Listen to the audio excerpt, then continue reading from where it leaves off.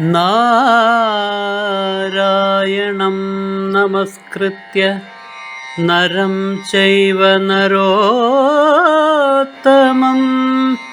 ദേവീം സരസ്വതീം വ്യാസം തതോ ജയമുദീരയേ. അർത്ഥശാസ്ത്രമിദം പുണ്യം ധർമ്മശാസ്ത്രമിദം പരം മോക്ഷശാസ്ത്രമിദം പ്രോക്തം വ്യാസേനാമിതബുദ്ധിനാ.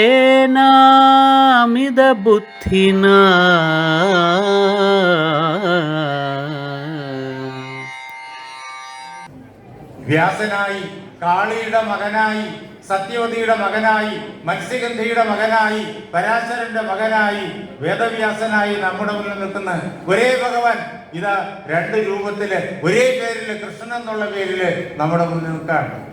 അങ്ങനെ ആ വിശ്വരൂപത്തെ കാണിച്ചു തരാൻ വ്യാസന് മാത്രമേ പറ്റുള്ളൂ. വ്യാസൻ കാണിച്ചതും അവിടെയും ഇങ്ങനെ രണ്ടിടത്ത് മഹാഭാരതത്തിനകത്ത് വിശ്വരൂപം, അതിലൊരു വിശ്വരൂപം നമ്മളിതാ ഇവിടെ കാണുന്നതിന് 11ാമത് അധ്യായത്തിനകത്ത്. അങ്ങനെ ആ വിശ്വരൂപത്തിനകത്ത് നിറഞ്ഞു നിൽക്കുന്ന ആ ചൈതന്യം അത് ഞാനാണ്. അതിനോടൊപ്പം വേണം എന്നെ അറിയാൻ. അതാണ് ഭഗവാൻ പറയുന്നത്, അതാണ് പുരുഷൻ. ആ പുരുഷനെ അധിദൈവതം എന്ന് പറയും. അധിദൈവതമായിട്ട് എന്നെ അർത്ഥം കൊള്ളണം. ഇതിനകത്തൊന്നും ഞാനില്ല, ഞാൻ വേറെ എവിടെയോ ആകാശത്ത് എവിടെയോ ഇരിക്കാണ് എന്നും പറഞ്ഞങ്ങോട്ട് നടക്കണ്ട. ആ ആകാശവും ഈ ക്ഷേരപദാർത്ഥങ്ങളുടെ കൂട്ടത്തിൽപ്പെട്ടതാണ്. അതിനപ്പുറത്തേക്ക് നമുക്ക് പോകാനും പറ്റില്ലല്ലോ. ഈ അനന്തകോടി ബ്രഹ്മാണ്ടങ്ങളൊക്കെ ഋഷിമാര് പറഞ്ഞു തന്നുകൊണ്ട് നമ്മൾ അറിയുന്നു എന്ന് മാത്രമേ ഉള്ളൂ. നമ്മളാരും കണ്ടിട്ടില്ല. ഈ ഭൂമിയിൽ നിന്ന് നമ്മൾ കാണുന്നത്, നമ്മുടെ സൂക്ഷ്മമായ ഉപകരണങ്ങൾ കൊണ്ടുപോലും കാണുന്നത് കുറച്ച് കാര്യങ്ങൾ മാത്രം. നമ്മുടെ ഈ ബ്രഹ്മാണ്ടത്തെ പോലും പൂർണ്ണമായിട്ട് കാണാൻ നമുക്കൊണ്ട് സാധ്യമേ അല്ല. അപ്പോ ഈ അനന്തകോടി ബ്രഹ്മാണ്ടങ്ങളിൽ നിറഞ്ഞു നിൽക്കുന്ന ആ പരമാത്മാവിനെ അറിഞ്ഞ ആ പരമാത്മാവ് തന്നെ ആയിത്തീർന്ന ഋഷിമാര് നമുക്ക് കാണിച്ചു തരും. അങ്ങനെ പുരുഷനായി അധിദൈവതമായി അദ്ദേഹം നമ്മൾക്ക് പ്രത്യക്ഷമാകും. അതാണ് ആ അധിദൈവതമായിട്ട് എന്നെ അറിഞ്ഞുകൊള്ളണം. അതുകൊണ്ടാണ് സൂര്യനെ ഞാനെന്നറിഞ്ഞ് ഉപാസിച്ചുകൊള്ളൂ എന്നെല്ലാം ഉപനിഷത്ത് നമ്മോട് പറയണേ. ആദിത്യൻ ബ്രഹ്മമാണ് എന്നറിഞ്ഞ് ഉപാസിച്ചുകൊള്ളൂ, അഗ്നി ബ്രഹ്മമാണെന്നറിഞ്ഞ് ഉപാസിച്ചുകൊള്ളൂ, അതേപോലെ തന്നെ നക്ഷത്രങ്ങളെ ബ്രഹ്മമാണെന്നറിഞ്ഞ് ഉപാസിച്ചുകൊള്ളൂ. ഈ ലോകത്തിൽ നമ്മുടെ മനസ്സിലിണങ്ങുന്ന എന്തിനെ വേണമെങ്കിലും നമുക്ക് ബ്രഹ്മമാണെന്നറിഞ്ഞ് ഉപാസിക്കാം. എന്താ? അതിനുള്ളിൽ ഭഗവാൻ നിറഞ്ഞു നിൽക്കുന്നു. അധിദൈവതമായി ആ പരമാത്മാവ് തന്നെ ഒരു കുറവും കൂടാതെ കണ്ട് അനന്തകോടി ബ്രഹ്മാണ്ടങ്ങളുടെ തേജസ്സോടു കൂടിയിട്ട് നിറഞ്ഞു നിൽക്കുന്നു. അതോടുകൂടിയവനാണ് ഞാനെന്ന് മനസ്സിലാക്കൂ. എന്തിന് സൂര്യനെ ഉപാസിക്കാൻ ഉപനിഷത്ത് പറഞ്ഞു എന്ന് ആരെങ്കിലും ചോദിച്ചു കഴിഞ്ഞാൽ അതിന്റെ ഉത്തരം ഇതാണ്: ഞാനാണ് അതിനകത്തിരിക്കുന്നത്, ഭഗവാനാണ് അതിനകത്തിരിക്കുന്നത്. അതിനെ വിട്ട് ഭഗവാനില്ല. അതിൽ അദ്ദേഹം പൂർണ്ണനാണ്. ഓം പൂർണ്ണമത പൂർണ്ണമിതം എന്നും പറഞ്ഞു തന്നു. പുല്ലിനകത്തും അദ്ദേഹം നിറഞ്ഞു നിൽക്കുന്നു. അപ്പോൾ എന്തെങ്കിലും അപൂർണതയുണ്ടോ? നമ്മുടെ കണ്ണുകൊണ്ട് നോക്കിയാൽ പുല്ലിന് അപൂർണതയുണ്ട്. അത് കുറച്ച് സ്ഥലത്ത് മാത്രമേ നിലനിൽക്കുന്നു. കുറച്ച് സ്ഥലം മാത്രമേ അതിനു വേണ്ടി എന്ന് മാത്രമല്ല, കുറച്ച് ദിവസങ്ങൾ മാത്രമേ അത് നിലനിൽക്കുന്നുള്ളൂ. അപ്പൊ അതിന് അപൂർണതയുണ്ടല്ലോ, അതിന് വളരെ കുറച്ച് കഴിവുകൾ മാത്രമല്ലേ ഉള്ളൂ. അപൂർണതയുണ്ടല്ലോ എന്ന് ഭൗതികമായി നമുക്ക് തോന്നും. ഇല്ല, അതിനുള്ളിലിരിക്കുന്ന പരമാത്മാവിന് ഒരു അപൂർണതയുമില്ല. അത് പൂർണ്ണമാണ്. ആ പുരുഷൻ പൂർണ്ണമാണ്. ആ പുരുഷോത്തമൻ പൂർണ്ണമാണ്. ഇതും പൂർണ്ണമാണ്. ഈ പുല്ലിന്റെ അകത്തിരിക്കുന്ന ആളും പൂർണ്ണമാണ്, പുരുഷോത്തമനാണ്. ഇതിനകത്ത് ബ്രഹ്മവസ്തുവായിട്ട് അധിദൈവമായിട്ട് കുടികൊള്ളുന്നത് എന്നറിഞ്ഞുകൊള്ളണം. പുരുഷശ്ചാധിദൈവതം. ഇനിയോ അധിയജ്ഞോഹമേവത്ര ദേഹേ ദേഹഭൃതാംബര. ദേഹഭൃതാംബര, ശ്രേഷ്ഠനായിട്ടുള്ളവനെ നീ അറിഞ്ഞുകൊള്ളൂ. അധിയജ്ഞമായിട്ട് കുടികൊള്ളുന്നത് ഞാൻ തന്നെയാണെന്ന് അറിഞ്ഞുകൊള്ളൂ. യജ്ഞങ്ങളിലൂടെ കണ്ടെത്തേണ്ടവനായി നിന്റെ ഉള്ളിൽ കുടികൊള്ളുന്നത് ഞാൻ തന്നെയാണ്. ഈ യജ്ഞകർമ്മങ്ങൾ എന്തിനു വേണ്ടിയിട്ടാണ് ചെയ്യുന്നേ? വേദങ്ങളില് 1000 യജ്ഞങ്ങൾ നമുക്ക് പറഞ്ഞു തന്നിട്ടുണ്ട് ഋഷിമാര്. ആ യജ്ഞങ്ങളെല്ലാം പൂർണ്ണ സത്യമാണ് എന്ന് അനുഭവിച്ചറിഞ്ഞവരാണ് അവർ. ആ യജ്ഞകർമ്മങ്ങൾ ഗുരു ഉപദേശത്താൽ അവർ നേടിയെടുത്ത് അവരുടെ ഗുരു ഭഗവാൻ തന്നെ. ആ ആദ്യത്തെ മന്ത്രദ്രഷ്ടാക്കളായ ഋഷിമാർക്ക് ഗുരുവായിരുന്നത് ഭഗവാൻ തന്നെ. ആ ഋഷിമാരിൽ നിന്ന്, മന്ത്രദ്രഷ്ടാക്കളായ ഋഷിമാരിൽ നിന്ന് ശിഷ്യ പരമ്പര കേട്ട് അത് മനസ്സിലാക്കി വന്നു. അതാണ് ഗുരുപരമ്പര. ശ്രുത ഋഷിമാര് അത് ഇങ്ങനെ പകർന്നു തന്നു. ആ ഗുരുപരമ്പര നമുക്ക് കാണിച്ചു തന്നു. എന്ത്? ഭഗവാനെ കാണിച്ചു തന്നു. ആ ഭഗവാനെ അറിയാൻ വേണ്ടിയിട്ടുള്ള യജ്ഞകർമ്മങ്ങളെയും കാണിച്ചു തന്നു. ആ മന്ത്രങ്ങൾക്കകത്ത് 1000 യജ്ഞകർമ്മങ്ങൾ കിടപ്പുണ്ട്. ആ യജ്ഞകർമ്മങ്ങൾ എന്തിനു വേണ്ടിയിട്ടാണ് ചെയ്യേണ്ടത്? ആ യജ്ഞകർമ്മങ്ങൾ ചെയ്യേണ്ടത്, മുഖ്യമായി ചെയ്യേണ്ടത് ഭഗവാനെ അറിയാൻ വേണ്ടിയിട്ടാണ്. ഈ പരമാത്മാവിനെ, നമ്മുടെ ഉള്ളിൽ നിറഞ്ഞു നിൽക്കുന്ന പരമാത്മാവിനെ പ്രത്യക്ഷമായി അനുഭവിച്ചറിയാൻ വേണ്ടിയിട്ടാണ് ആ യജ്ഞകർമ്മങ്ങളെല്ലാം പറഞ്ഞു തന്നിരിക്കുന്നത്. ഇനി അങ്ങനെ ഭഗവാനെ അറിയണമെന്ന് ആഗ്രഹമില്ലാത്ത ആളുകൾ ഉണ്ടെങ്കിൽ അവർക്കും യജ്ഞകർമ്മങ്ങൾ ചെയ്യാം. അങ്ങനെയുള്ള ആളുകൾ യജ്ഞകർമ്മങ്ങൾ ചെയ്യുന്നുണ്ട്. ഭൗതികമായ നേട്ടങ്ങൾക്ക് വേണ്ടി, സമ്പത്തിന് വേണ്ടി, സ്ഥാനമാനങ്ങൾക്ക് വേണ്ടി, അധികാരത്തിന് വേണ്ടി, സാമ്രാജ്യങ്ങൾ ജയിക്കാൻ വേണ്ടി യജ്ഞകർമ്മങ്ങൾ ചെയ്യുന്നുണ്ട്. അതിന്റെ ഫലം ഭഗവാൻ കൊടുക്കും.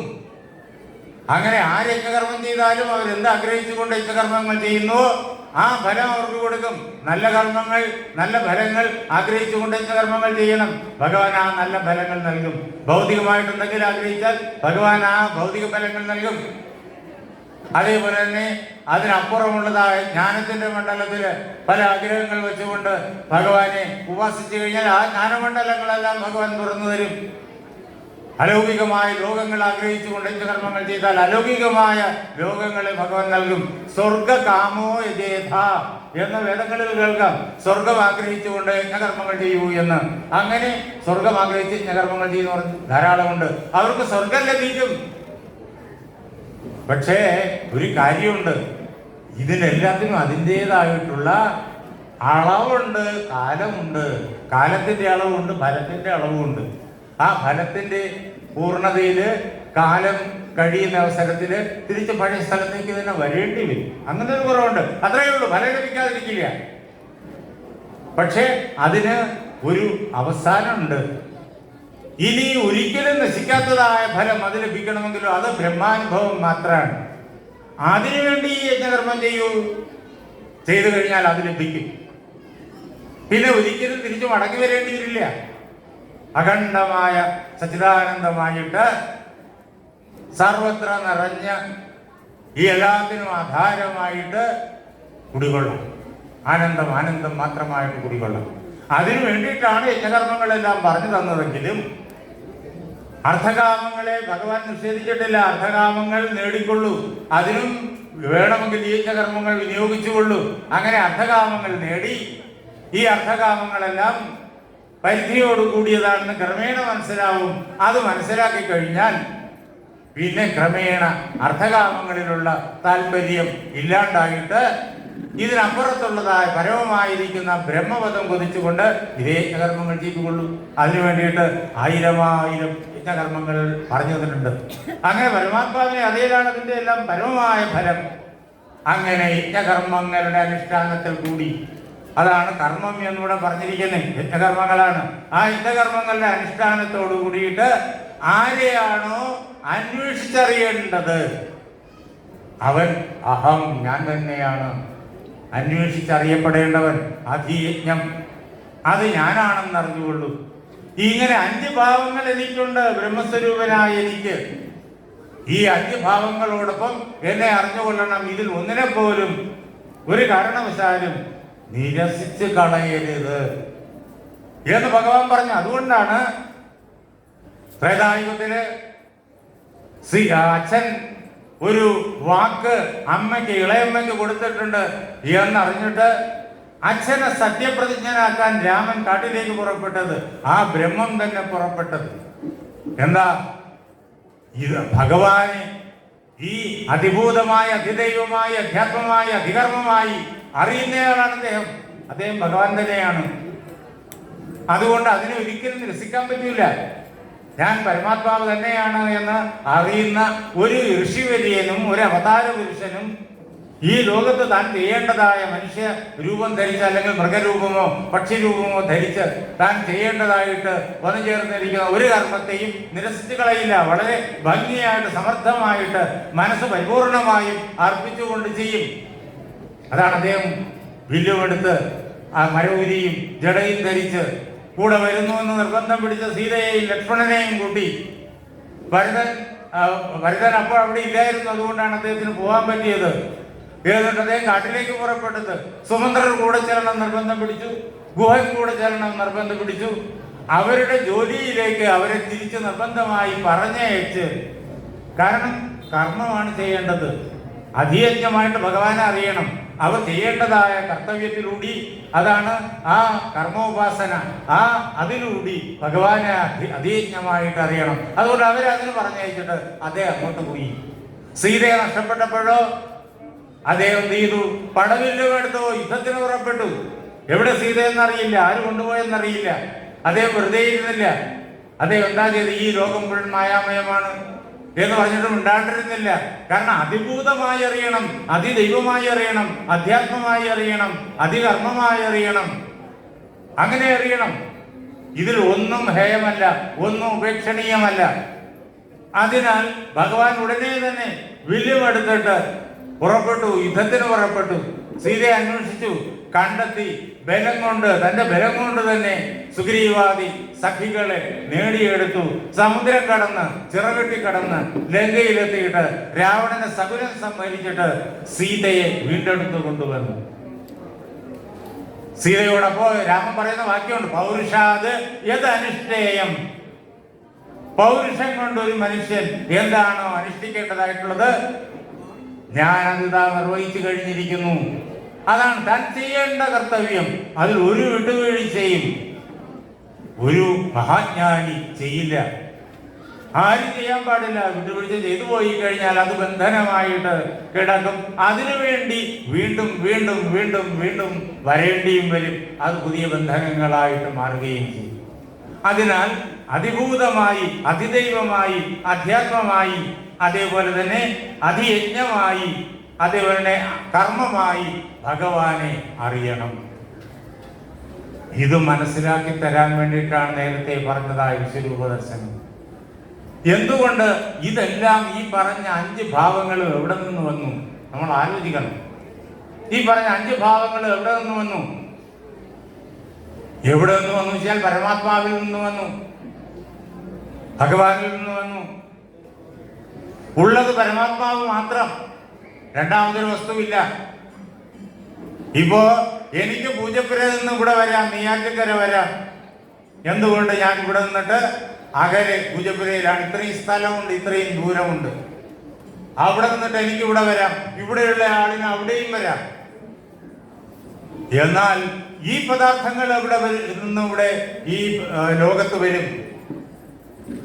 ഈ കർമ്മവും അതേപോലെ തന്നെ ഈ യജ്ഞവും അതേപോലെ ഈ അതിദൈവതവും ഈ അധ്യാത്മവും അതേപോലെ ഈ ക്ഷരോഭാവങ്ങളും ഒക്കെ എവിടെ നിന്ന് വരും? ഭഗവാനിൽ നിന്ന് വേറൊരു ഇടമുണ്ടോ? നെയ്യാറ്റിൻകരയിൽ നിന്ന് വേറൊരു ഇടമുണ്ട്.